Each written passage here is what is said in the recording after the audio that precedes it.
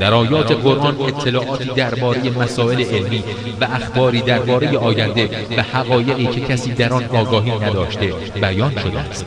شناخته شدن چنین اطلاعاتی با سطح دانش و تکنولوژی آن دوره امکان پذیر نبوده است. بدیهی است که این امر مدرک روشنی است بر اینکه قرآن کلام انسان نیست. قرآن کلام خداوند قادر است که آفریننده همه چیز و همه کس است و علم او تمام آفرینش را در بر می‌گیرد.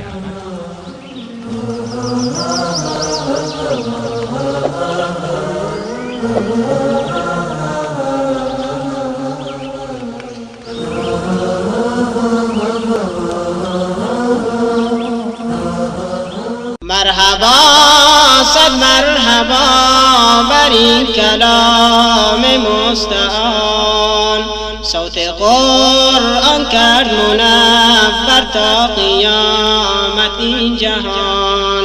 آن کلام سرمدی که نور قلب مؤمن است، حکم قرآن را به گوش دل شنو ای نوجوان. حکم قرآن را به گوش دل شنو ای نوجوان. مرحبا صد مرحبا بر این کلام مستعان، صوت قرآن کرد منور تا قیامت این جهان. آن کلام سرمدی که نور قلب مؤمن است، حکم قرآن را به گوش دل شنو ای نوجوان. ای محمد صد سلام بر تو ز گلزار برین، از خداوند کریم و از ملائک اجمعین. چون بشر کرده نجات از برکت تو بالیقین، حامل قرآن شدی از نور رب العالمین.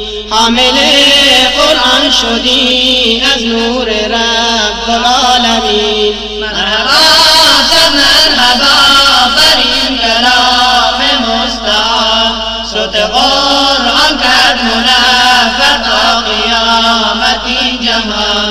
آن کلام سرمدی که نور قلب مؤمن است، حکم قرآن را به گوش دل شنو ای نوجوان. آن کلام سرمدی که نور قلب مؤمن است، تا به محشر از تجاوز حرفش ایمن است.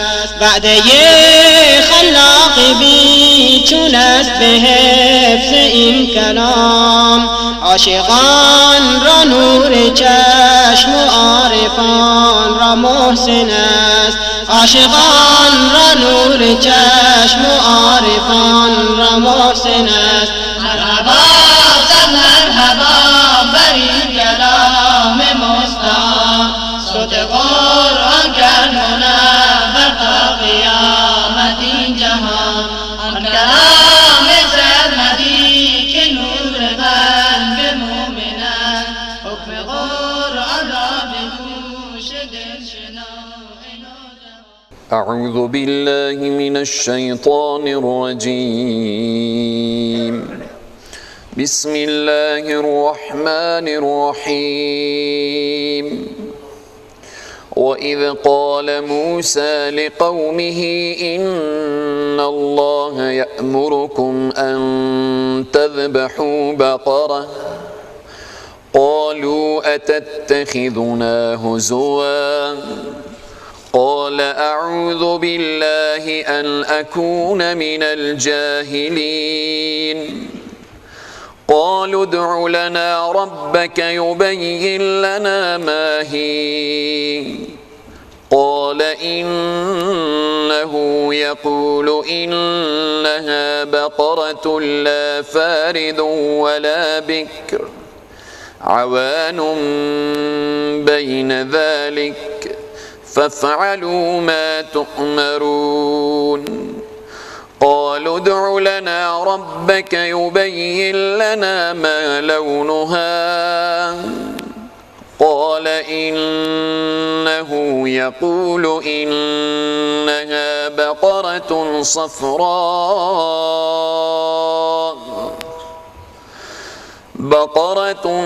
صفراء فاقع لونها تسر الناظرين قالوا ادع لنا ربك يبين لنا ما هي إن البقرة شابه علينا وإنا إن شاء الله لمهتدون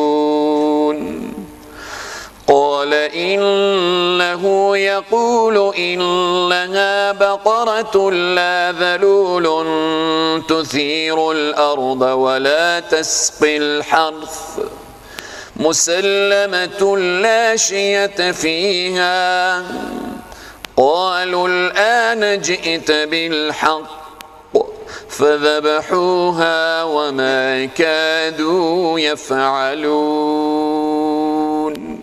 صدق الله العظیم. خدمت برادران عزیز و بزرگوار، بزرگان، موسفیدان، جوانان و نوجوانان عزیز، خواهر و برادر، السلام علیکم و رحمت الله تعالی و برکاته.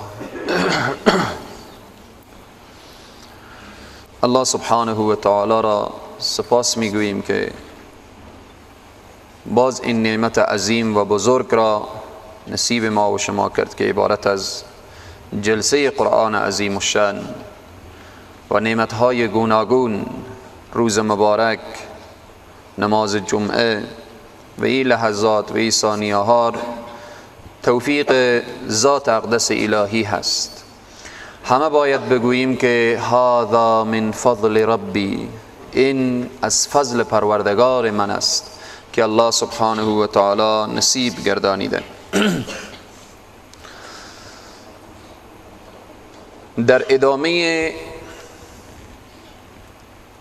جریان ها و نعمت هایی که یا انعاماتی که خدای تبارک و تعالی بر بنی اسرائیل کرده بود و اون نعمت ها یکایک بیان میکنه و باز در مقابل نعمت ها ناسپاسی ها و کفران ها این نعمتی که بنی اسرائیل کردن آنها بیان میکنه و سرنوشت آنها را هم در آیات گذشته تا اندازه خواندیم که چقدر حضرت موسی علیه السلام را اذیت کردن، من و سلوا خواستن، خداوند من و سلوا داد، پیاز و عدس و باقلی خواستن، خدای تبارک و تعالی داد، گفتن تورات میخواهیم، تورات آماد، قبول نکردن و کوه تور بر سر ایشان بالا شد و بالاخره باز هم قلبا نپذیرفتن. و در ادامه بهانه‌گیری های یهود در این آیات الله سبحانه و تعالی ماجرای ذبح گور بیان میکنه. سوره بقره که میگن به خاطر که در همین قسمت سوره بقره بحث از بقره آماده، بحث از گو آماده، چگونه بوده جریان گو و به چی ترتیب بوده و این که سوره بقره میگن روز اول هم اشاره کردیم تمام این سوره بحث گور نداره، فقط همین چند آیتی که امروز میخوانیم، همین یکی دو آیه، دو سه آیه که میخوانیم جریان و بحث گور داره. به همین واسطه که میگن تسمیه الکل به اسم الجز، یک جزی که از این سوره بحث بقره آماده و سوره هم به نام سوره بقره گذاشته شده. جریان چگونه بوده؟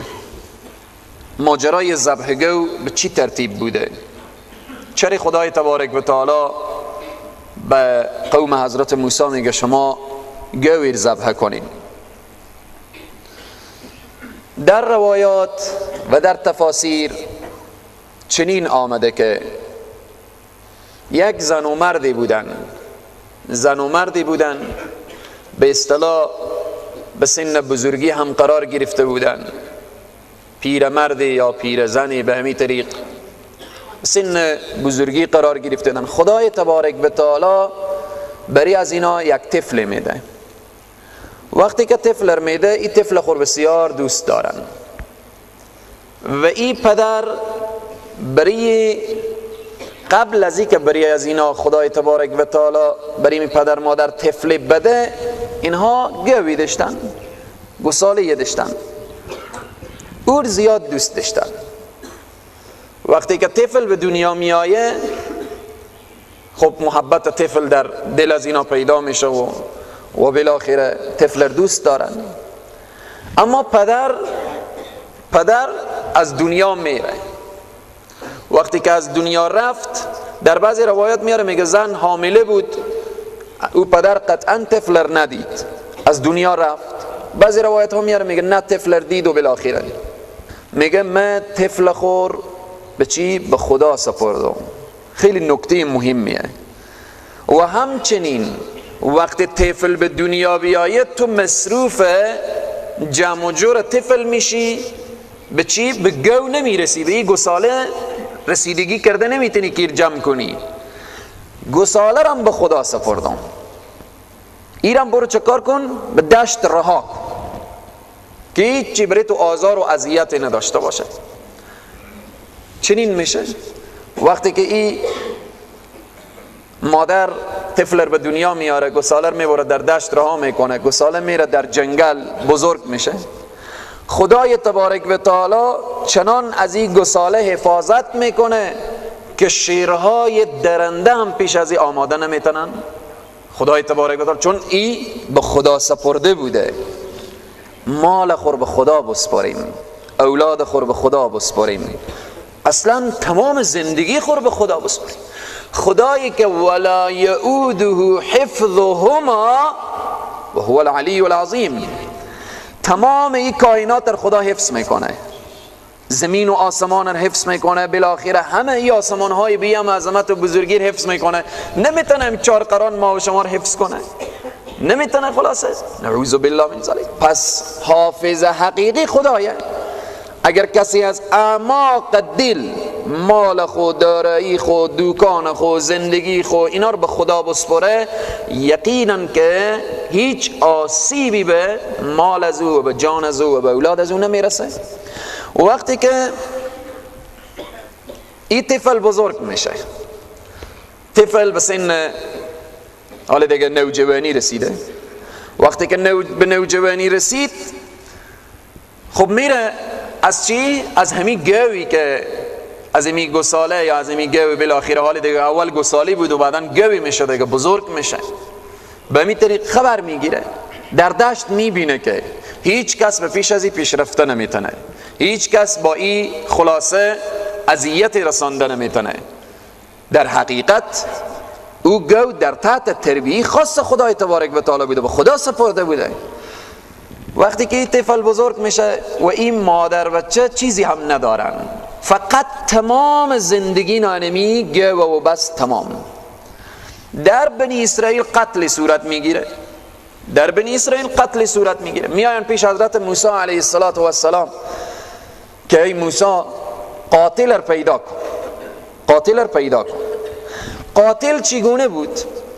در بعضی روایات میاره که دو بچه کاکا بودن و بالاخره یا دو قوم بودن با هم دیگر، اینها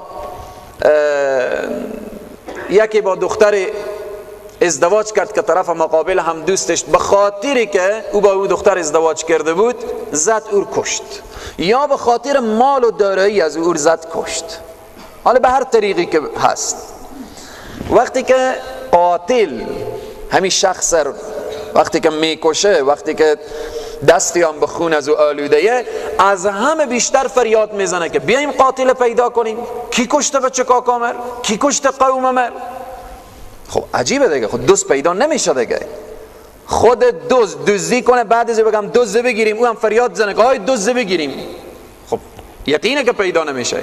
قاتل فریاد میزنه. مشکل ما که در افغانستان همیته شده، خب تا گردن غرق رشوته. به صفحه تلویزیون که میای باید ادارات پاک باشه، بابا خود تو چه کار کردی؟ یا به سود آلوده میای به صفحه تلویزیون، باید سود برچیده بشه، خودی یا به فساد آلوده، یعنی می جریان شده. همه متحیر ماندن. از همه بیشتر قاتل فریاد میزد.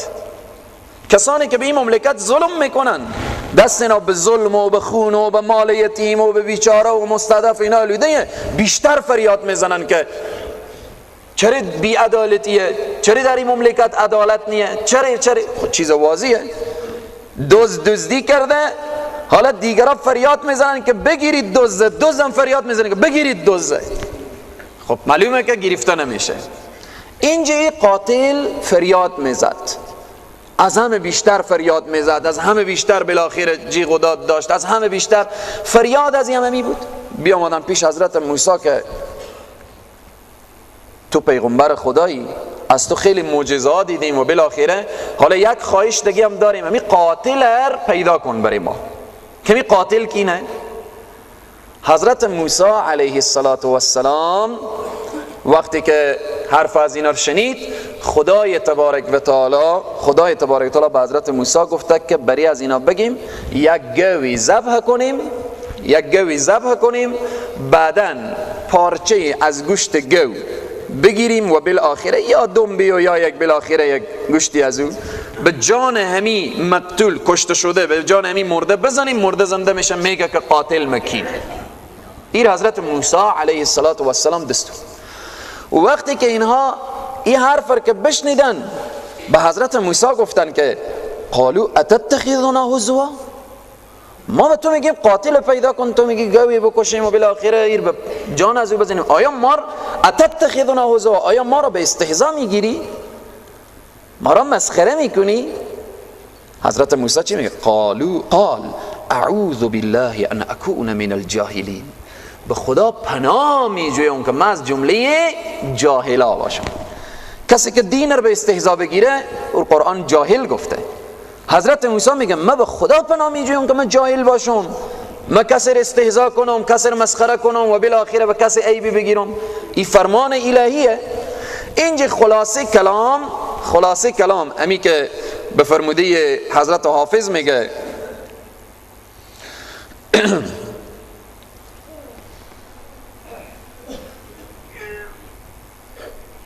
که چیزی داره که آسان گیر بر خود که کارها که از روی طبع، امیت یک شعری هسته که سخت میگیرد در جهان بر مردمانی چی؟ سخت کوش. هر کس که در دنیا به خود سختگیری کنه خدا هم با او سختگیری میکنه. یعنی چی؟ منظور از این سختگیری ایتا نباشه که خب امال سخته دیگه بخوانی خدا ششته این پس ایتا سختگیری بخوان. نه، در احکام شرع هر آنچه که الله سبحانه تعالی دستور داده باید ما به جان و دل بپذیریم و قبول کنیم. اما سختگیری در عرصه یک انسان نعمت ثروت داره، سختگیری میکنه نسبت به زن و بچه و اولادا و اینا، خدا هم بیشتر خودی از سختگیری میکنه. یک نفر بالاخره همیشه دل ما به دیگران وانمود کنه من مریضم، نمیتونم بالاخره زندگی کنم، خدای تبارک و تعالی عرصه زندگی به او سخت میاد. از یک نفر پرسان میکنی چی رقم کار و معامله؟ اولا نه کاره نه معامله، هیچ چیزی نیست. بابا شکر کن. در این قسمت خدای تبارک و تعالی سخت میگیره با انسانهایی که اونها بر خود سخت بگیرن. عرصه زندگی هر کس به خود تنگ بگیره تنگتر میشه، اما خود انسانه که عرصه زندگی برای خود چکار بالاخره دنیا رو خلاصه برای خود بهشت میسازه، با یاد خدا، با ذکر الله سبحانه تعالی، به فرمان برداری از الله سبحانه تعالی، به جا کردن اوامر الله سبحانه تعالی، به ترک کردن نواهی که ذات اقدس الهی دستور داده. در اینجا این قوم وقتی که حضرت موسی گفت شما گو ذبح کنیم، چرا دستور به ذبح گو داده میشه؟ دو علت.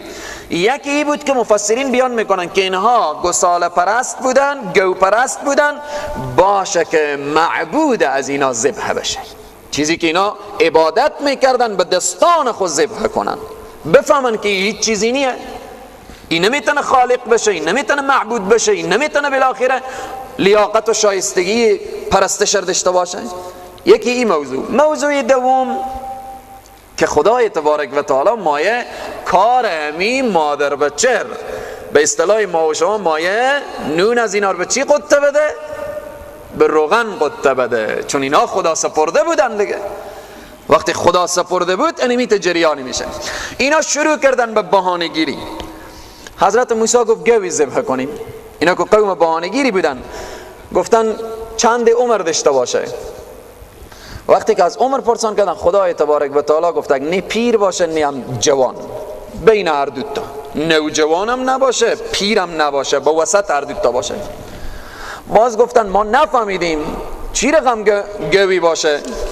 باز خلاصه خدای تبارک و تعالی برای از اینا دستور داد که رنگی و زرد باشه، رنگی و زرد باشه، تسر الناظرین باشه، هر کس طرف از اون نگاه کنه خوشحال کننده باشه. باز گفتن ما نمیفهمیم چی رقم گویه. با حضرت موسی در حالتی که خدای تبارک و تعالی میگه این مرحله اول که برای از اینا گفته شد بریم گوی ذبح کنیم، میرفتن یک گوی ذبح میکردن، مشکل اینا حل میشد. هی دیگه بهانه میگیرن. وقتی که جریان رو گفتن خدای تبارک و تعالی گفت که گوی باشه که تا حالی کار نکرده باشه، اصلا زمین رو شق نکرده باشه، به اصطلاح ما و شما گورونی نکرده باشه، زمین رو شیار یا بالاخره شق نکرده باشه و دیگه چی؟ و آبیاری هم نکرده باشه، یعنی به وسیله گو بالاخره آب از چا بلند نشده باشه. وقتی که به این سرحد که رسیدن اینجا گفتن دیگه حالی برای ما اصل گپ پر گفتی.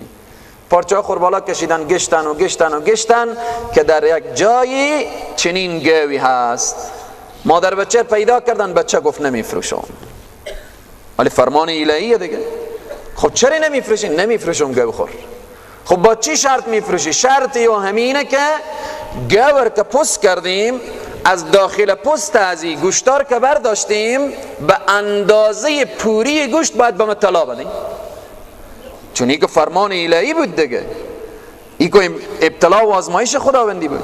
همه دست به دست هم دادن، طلا و جواهرات و سرمایه خو امر جمع کردن و بالاخره به اندازه‌ای که پست همی گو پر بشه برای از این طلا دادن. کار مادر پیرزال خودی به چی از این جور میشه و اینها هم چنین میکنن. این که وقتی ذبح میشه به دم بگه و به کف پای همی مقتول یا به جسم و جان از این به یک جا از این اصابت میشه، جا در جا ورم خزم میشینه، همین مقتول میشینه. وقتی که چشما خور باز میکنه، همین کسی که ایر کشته بود که از هم بیشتر فریاد میزد، مقتول میگه که انمی فلانی مر کشته، به خاطر مالمه یا به خاطری که من ازدواج کرده بودم ای چشم داشت. وقتی که حق واضح میشه و آشکارا میشه، پس همین مقتول میفته و بالاخره میموره. این معجزه حضرت موسی علیه السلام که در همین آیات بیان میشه، که ادامه آیه باز بیان میکنه که شما چگونه منکر از اینید که خداوند، آیه جای انکاره که خداوند مرده ها رو زنده میکنه، که یعنی به پیش روی شما مقابل چشم شما مرده رو زنده کرد، هنوز شما انکار میکنید. انمی آیات انمی موضوع اشاره داره. بسم الله الرحمن الرحیم. و اذ قال موسی لقومه، یاد کن آن هنگامی که گفت حضرت موسی لقومه، برای قوم خود، قوم که درخواست کرده بودن که تو قاتل رو پیدا کن.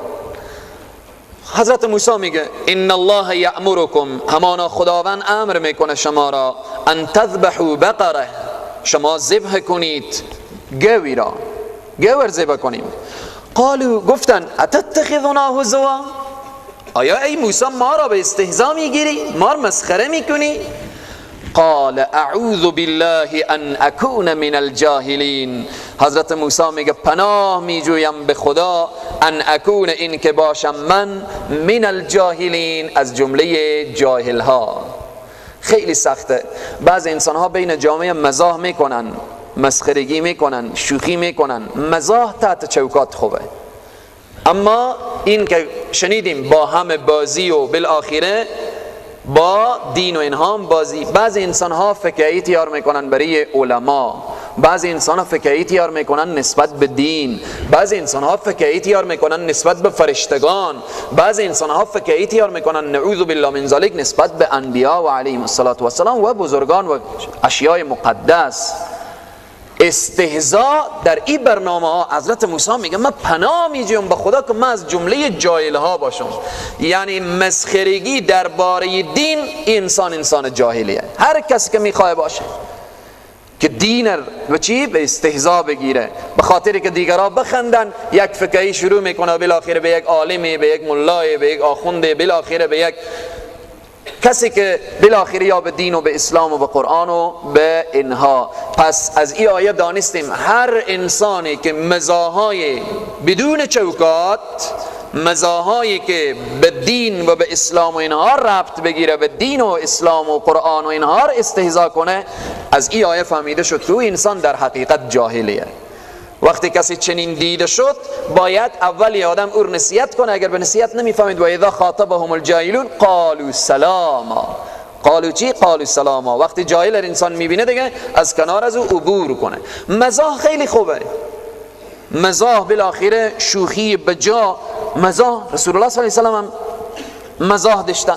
از جمله مزاحهای پیامبر صلی الله علیه و سلم که به اصطلاح ما شما مزاح میگیم، اصل مزاحه ای بود که یک عجوزه پیرزنی میایه به محضر نبی مکرم اسلام صلی الله علیه و سلم، میایه که یا رسول الله در حق ما دعا کنیم که خداوند مرا به بهشت ببره. رسول الله صلی الله علیه و سلم میگم که اگر من هر چی دعا کنم خدا پیرزالا رو به بهشت نمیبره. این پیغمبر به مقابل از این همیت گپ ببینید، خب بالاخره برای از ضعف پیدا میشه، خیلی پریشان میشه، خیلی غمگین میشه. رسول الله صلی الله علیه و سلم تبسم میکنن، میگن غمگین نباش، خدا تو جوان میکنه به بهشت میبره، ایت پیرزالی به بهشت نمیبره. این از جمله مزاحهای پیامبر صلی الله علیه و سلم، هم واقعیت بود هم مزاح بود، هم تا اندازه میتونیم یک تنوعی میبینیم رسول الله صلی الله علیه و سلم ایت مزاحها داشتن. اما مزاحهایی که دین استهزا بشه، علما استهزا بشن و بالاخره خیلی حرفا بین جامعه رد و بدل میشه. خصوصا یک نکته که باید متوجه باشیم که کتاب ها ساختن و بالاخره داستان ها که به نام ملا نصرالدین و بالاخره اشتباهه یک عالم و بالاخره همین لااقل اگر بوده یا نبوده، اولی بوده شخصیت نیکی بوده با انسان های بدبخت و شقی و بالاخره روافض مبارزه داشته، این دشمن ها گرفتن کتاب و افسانه ها برای از تیار کردن. اما همین نام ملا چقدر واقعا آدم باید احترام داشته باشم. من اکرم عالما فقط اکرمنی، کسی که عالم احترام میکنه برای پیامبر احترام کرده. پس در این قسمت این آیه برای ما میفهمانه که قال اعوذ بالله ان اکون من الجاهلین. حضرت موسی میگه من پناه میجویم به خدا این که من از جمله چی باشم؟ جاهلا باشم. یعنی چی؟ یعنی من جاهل نیم که بیام برنامه استهزاء و کسر مسخره کنم. هر کس کسر مسخره میکنه و استهزاء میکنه او چیه؟ او جاهله.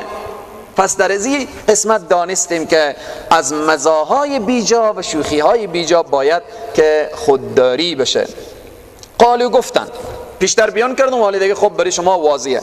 گفتن ادعو لنا ربک یبین لنا ما هی، گفتن ادعو بخوا لنا برای ما، از کی؟ پروردگار خود. یبین لنا بیان کنه برای ما ماهی چگونه گوی باشه.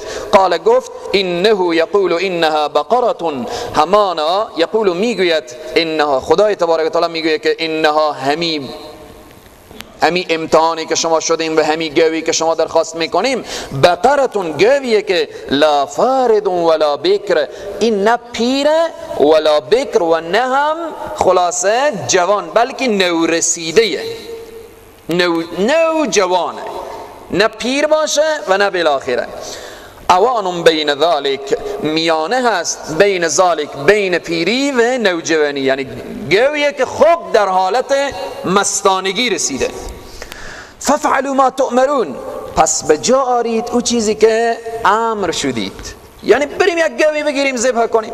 قالوا گفتن ادعو لنا ربک یبین لنا ما لونها، ای موسی جان بخوا از پروردگار خود یبینو که بیان کنه برای ما لونها، رنگ از او چی رنگی باشه. شما به رنگی چی کار داریم؟ خدا گفته گوی ذبح کن، ذبح کن دیگه. به همین طریق خلاصه الله سبحانه و تعالی میگه قال انه یقول انها بقره صفراء، گفت هر آینه خداوند میگوید انها هر آینه این گوی صفراء زرد فاقع لونها زردی و تیزه که چیه تسر الناظرین، هر کس نگاه کنه او خوشحال میکنه، هر کس طرف از این نگاه کنه او خوشحال میکنه، بسیار رنگ زیبایی داره.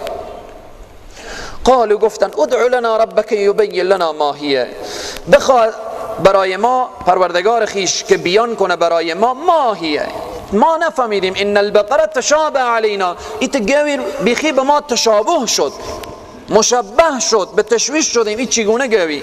و اینا ان شاء الله لمهتدون، هر آینه و اینا هر آینه ما اگر خدا بخواهد از راه یافتگانیم. در تفسیر مینویسه میگه اگر همین ان شاء الله اینا نمیگفتن تا قیامت سرگردان بودن به دنبال ایگو. ان شاء الله خیلی مهمه، در هر کاری که انجام میدیم وعده به کسی میدیم، قول و قراری به کسی میگذاریم، بگیم ان شاء الله. اگر به سر وعده خود نرسیدیم ان شاء الله گفته باشیم ماخذه نیم، اگر به سر وعده پول داده نتونستیم ان شاء الله گفتیم ماخذه نیم. پس در کارها ان شاء الله داشته باشیم. برادر فردا شب مهمان میشی ان شاء الله، فردا شب مهمان تو میشم ان شاء الله، فلان وقت پولت رو میپردازم ان شاء الله، فلان وعده و بالاخره قول و قرار ان شاء الله. ان شاء الله خیلی لازم و ضروریه که در زندگی انسان چه کاره باشه ان شاء الله، اگر خدا بخواهه. خیلی مهمه. قال انه یقول انها بقره، گفت هر آینه ذات اقدس الهی یقول میگوید انها هر آینه آن بقره گویه که لا ذلول، چکاره این زحمت تا به حال ندیده، تسیر الارض، غلبه نکرده زمینر، شق نکرده زمینر، خب ولا تسقی الحرث، و همچنین تا به حال آبیاری هم نکرده، آبکشی هم نکرده، یعنی گوی بوده که با عمر خوب ناز تربیه شده، فقط خورده و نوشیده و خوابیده، چنین گوی هیچ کار نکرده.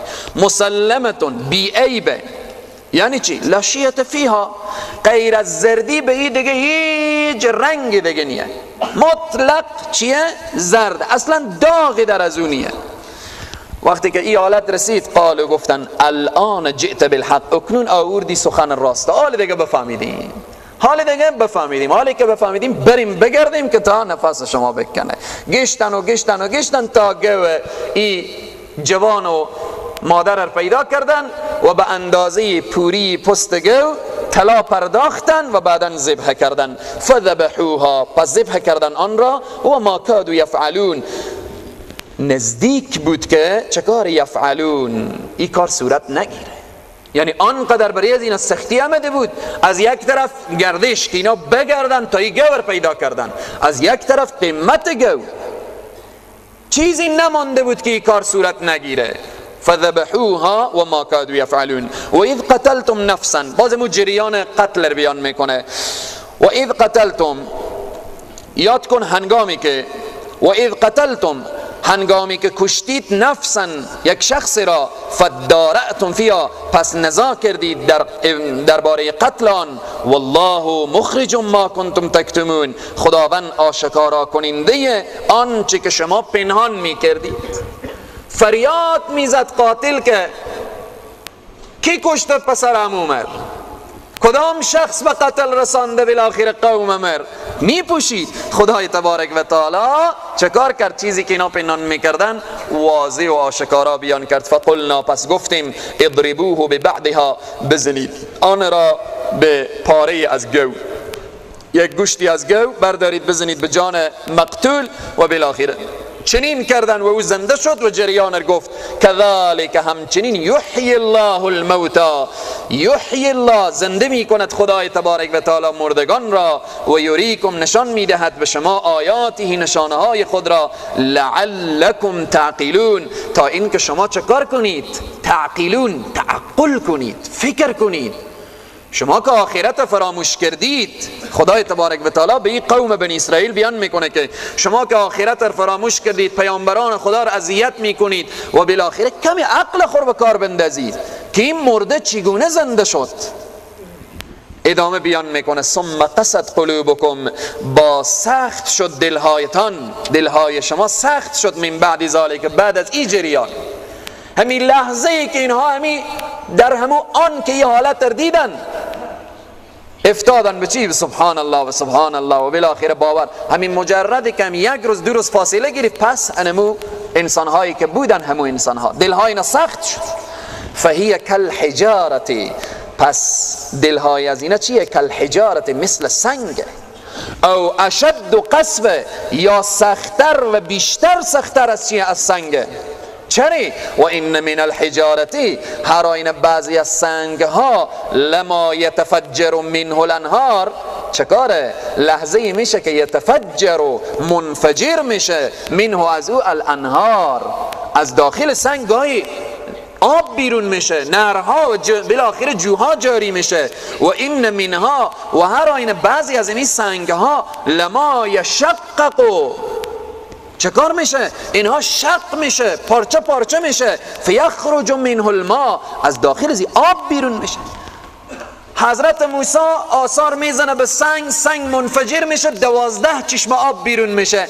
هر قدر بر دلهای سخت از اینا میکوبه، دلها باز نمیشه.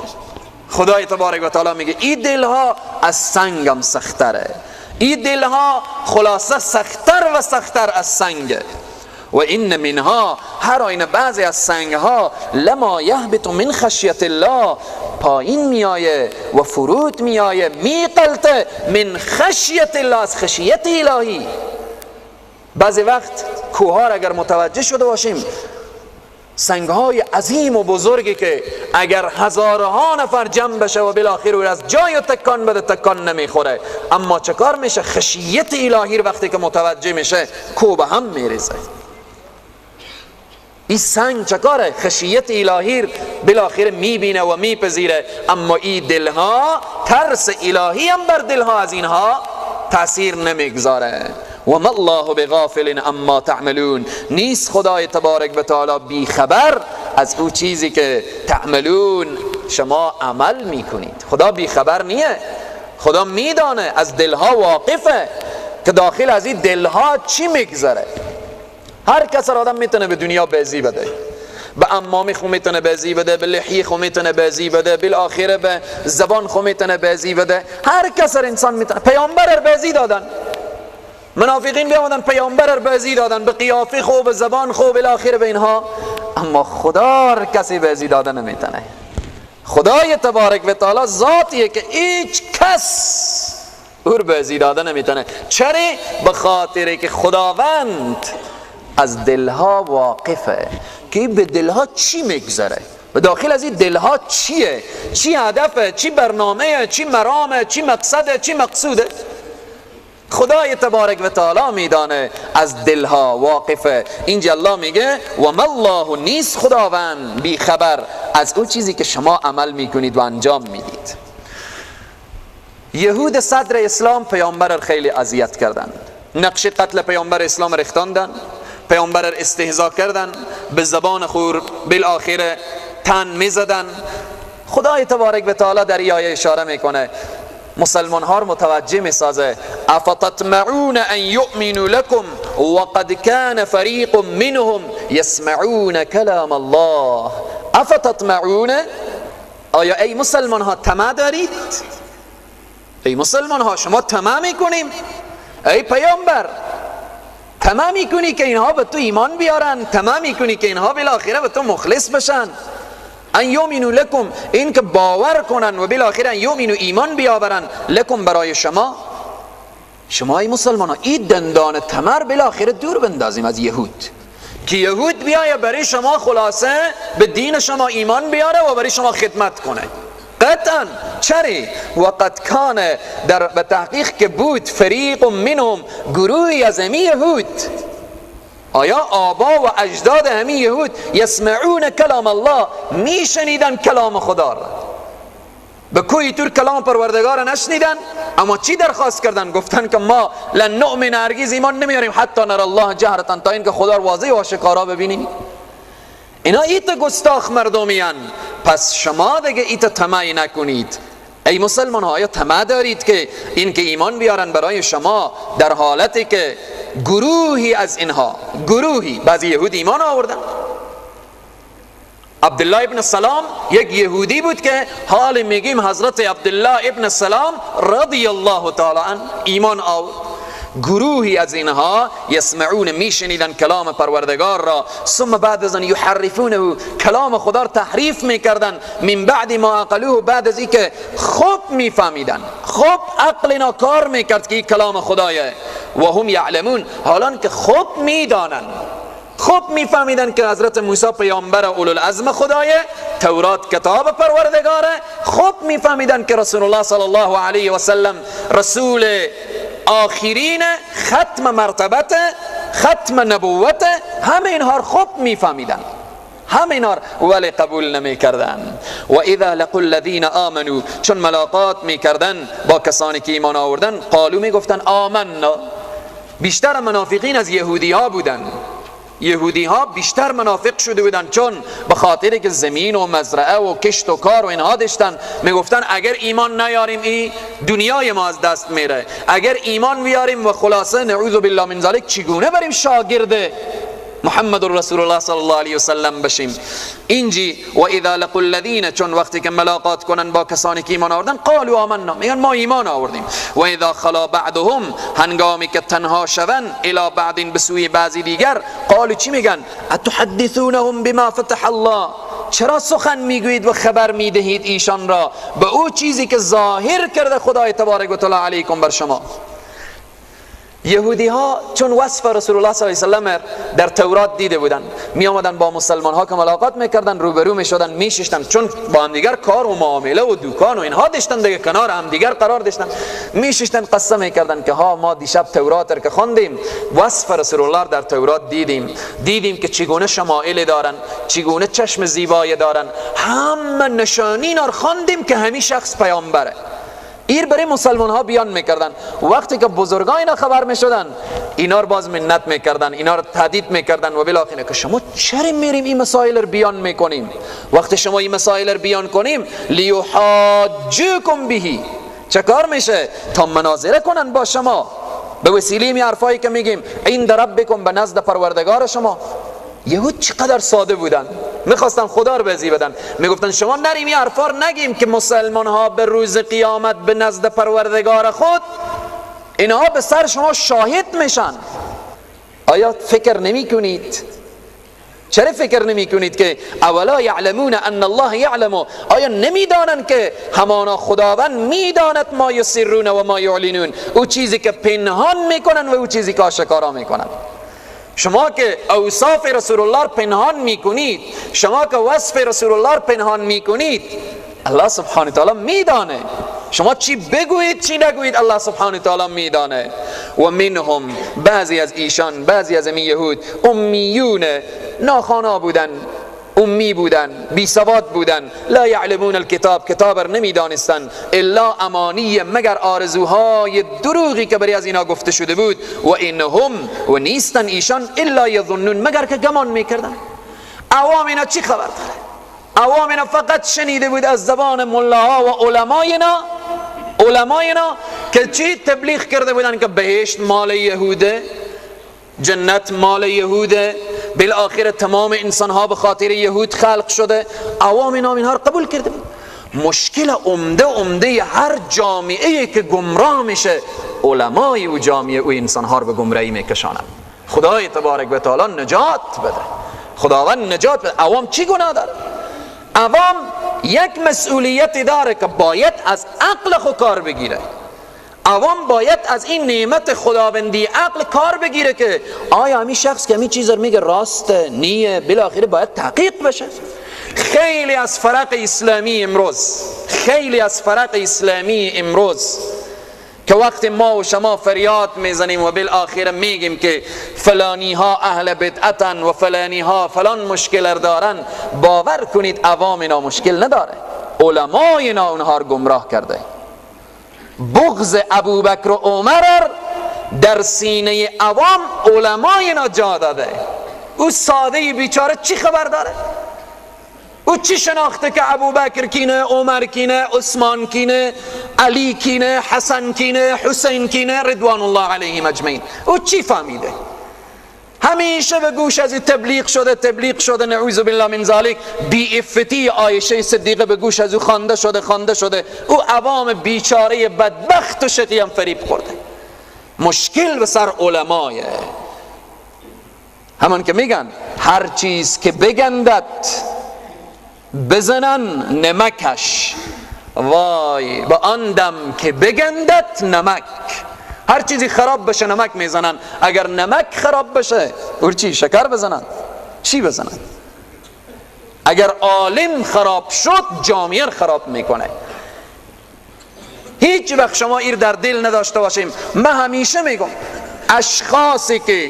اشخاصی که عوامن، از هر فرقی که هستن عوامن، که بغض ابوبکر و عمر و عثمان و صحابه در دل دارن، مبرید تو خواهر و برادر، چون تو نمیفهمی تو خواهر و برادر مخاطب میکنم.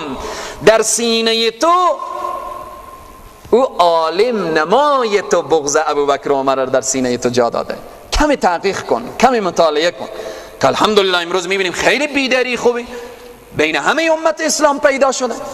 پس به اینه که عوام یهود به دیگه کار نداشتن الا امانیه، مگر آرزوهای دروغ اینها چه کار کرده بود؟ اینا رو فریب داده بود. هماله چقدر عوام بیچاره فریب دادن. عوام به نامهای مختلف و بالاخره با این که فلانها معصومن، فلانها غیبر میفهمن، فلانها به کمک تو میرسن، فلانها به داد تو میرسن و به همین طریق چقدر عوام فریب دادن. چقدر به نام دین ناموس مسلمان ها سوار شدن. چقدر به نام دین جیب و کیسه مسلمان ها خالی کردن. عوام باید متوجه بشه، عالم خود تحقیق کنه، متوجه باشه که پس عوام یهود اینا فقط آرزوهای باطل، آرزوهای بیجا که فقط ملاها اینا به گوش اینا خوانده بود. نه، انسان نباید همیشه ملا به گوش انسان بخوانه. وقتی ملا یک چیزی میگه باز خداوند برای انسان عقل داده، فکر داده، تا اندازه‌ای که میتونه تحقیق کنه، مطالعه کنه. اگر نمیتونه قوه استعداد مطالعه نداره، 3-4-5 عالم دیگر دور بخوره بگرده و بالاخره پرسان کنه که آیا همین جریان حقه یا نیه؟ آیا همین راهی که من میرم حقه یا نیه؟ پرسان بشه. پس در از این قسمت خیلی مهمه. اینجا الله سبحانه تعالی بیان میکنه که عوام یهود آرزوهای بیجا و باطل داشتن. فویل للذین یکتبون الکتاب، پس عذاب برای کسانی که یکتبون الکتاب، می نویسن کتاب را به ایدیهم، به دستان خیش، ثم بعد از آن یقولون، میگن هذا من عند الله. یهود این کار را داشتن که هر جایی که به ضرری نبود پاک میکردن، بعد منوشتن به دست خود میگفتن هذا من عند الله، خدا ایر گفته. مثلا پیامبر خدا همین گفته. علمای یهود میگفتن از پیش خود تیار میکردن کلام پروردگار به دست خود خلاصه تحریف میکردن، میپوشاندن، آنچه که به ضرر نبود پاک میکردن، آنچه که به نفع نبود نگاه میداشتن و یا تازه مینوشتن. الله میگه جهنم جایگاه این انسان‌هایه که چیزی رو نمیفهمن، از پیش خود میگن هذا من عند الله، این از جانب خدایه. لیشتروا به ثمنا قلیلا، تا بخرن عوض از این جریان و عوض یابی بهای اندک. چی؟ آیات خدا رو به دست خود بالاخره به نام خدا آیات منوشتن، میدادن و چیزی میگرفتن. او کلام پروردگار خیلی عظمت و بزرگی داره. چیزی که در عوض از او ای خرید و فروش میشه ای اندک و ای قلیله. فویل لهم، پس ویل عذاب برای ایشان. به چی کسانی؟ مما، از او کسانی که کتبت ایدیهم، مما کتبت ایدیهم، از آنچه که نوشته ایدیهم دستای از اینها، و ویل لهم مما یکسبون، و جهنم برای ایشان من ما، از او چیزی که یکسبون اینها کسب میکردن، اینها به دست میآوردن. اگر تورات تحریف میکردن جهنم جای ایشانه، اگر به دستان خود می نوشتن به خور انسان ها میدادن جهنم جای ایشان. یک چیزای عجیب و غریبی می نوشتن که بالاخره که یک مرتبه دیگه هم اشاره کردم تورات و انجیل تحریف شده. در انجیل خود مخواندم و مطالعه کردم که خیلی قصه جالبه. بالاخره یک مرتبه دیگه هم فکر میکنم این اشاره کردم. نوشته کرده بود که حضرت یعقوب علیه السلام نعوذ بالله من ذلک، چون اینا بنی اسرائیل اولاد یعقوب اند دیگه، یعقوب علیه السلام نعوذ بالله با خدا یک روزی گشتی گرفت. نعوذ بالله وقتی که با خدا گشتی گرفت، خدا نعوذ بالله زد به زمین و بالاخره تخت سینی و شیشت. گفت بنی اسرائیل میبخشی یا نمیبخشی؟ اگه میبخشی طور یلا میکنم، نبخشی یلا نمیکنم. باز خدا قول داد به یعقوب، گفت بنی اسرائیل میبخشم. باز یلا عقل میت چیزی نیست. حضرت یعقوب که ایت توانیدشت خوب بهشت امتیار میکرد، دوزخی امتیار میکرد، ثم نعوذ بالله ایت خدایی که پیش از اونا جسم داشت او را منداخت به دوزخ. ایت عقلی تا چیزار نمیپذیره. انسان بزرگترین بنی اسرائیلی فریب خورده بودن که ها حضرت یعقوب از خدا خط گرفته که خدا مامر میبخشه، ما بخشیده ایم، کار ما جوره. الله سبحانه و تعالی به این جگاه این موضوع اشاره میکنه. انمی موضوع و قالو گفتن لن تمسنا النار، هرگز به ما نمیرسه آتش الا ایام معدوده، مگر اولی که گفتن آتش به ما نمیرسه، جهنم از ما نیه، ما به جهنم نمیریم. اگر به جهنم هم بریم روزهای شمرده شده. به روایات میارد میگن 40 روز آبا و اجداد ما گساله پرستش کرد، ما 40 روز خدا میسوزانه دیگه، بیشتر نمیسوزانه. روایت دیگه میاره که 7 روز، روایت دیگه میاره که در طول عمری که اونها در دنیا زندگی کردن 50 سال زندگی کردن، خدا 50 سال اونها رو میسوزونه، 10 سال بالاخره الله سبحانه تعالی میگه خب قل بگو اتخذتم عند الله عهدا، آیا گرفتید از نزد خدا این پیمانه؟ این که خدا شما رو نمیسوزانه، این از جانب الله برای شما ایت گپ آماده، ایت راپوری از جانب الله آماده. خب اگر ایت راپوری آماده فلن یخلف الله عهده، پس هرگز خداوند وعده خلافی نمیکنه. ام تقولون، یا این که میگویید علی الله، بر خدا ما لا تعلمون، او چیزی که شما نمیدانید. این دروغ و بهتان و افترا شما به خدا بسته کردید. اگر دلیلی دارید، آیه‌ای دارید در تورات، در انجیل، در صحف، بالاخره در قرآن، بیارید دلیل خور که خداوند بنی اسرائیل یهود عذاب نمیکنه، دلیل خور بیارید. الله سبحانه و تعالی اینجی خداوند معیار شناخت رستگاری و یا خسران ابدی بیان میکنه. بعد میفرماید بلا، چرا چنین نیست، من کسب سیئتا، هر کس که کسب کنه و انجام بده گناه را، و احاطت بهی و او احاطه کنه بالاخره همو گناه، خطیئتا گناه او، یعنی هر انسانی، هر کسی که ماه یهودی باشه، ماه نصرانی باشه، ماه مسلمان باشه، هر کس که به الله سبحانه و تعالی شرک بورزه، منظور از این سیئه اینجا شرک، کفر، هر کس که شرک بورزه و اطراف از او شرک بگیره و اعمال مشرکانه در زندگی از او بیایه، فاولئک اصحاب النار، اینها چی هستند؟ اینها اهل دوزخند.